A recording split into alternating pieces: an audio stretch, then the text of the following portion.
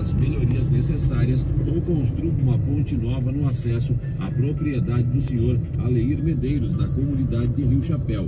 A pedido do vereador Cleiton Mai, solicitou que sejam verificadas e trocadas as lâmpadas da iluminação pública que não estão funcionando no município. Sugeriu ao Executivo Municipal para que estude a possibilidade de realizar concurso público ou processo seletivo para preencher as vagas em aberto que há no plano de cargos e salários.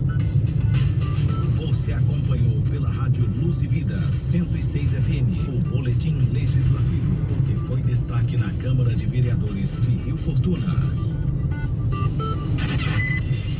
Você está ouvindo Revista da Manhã.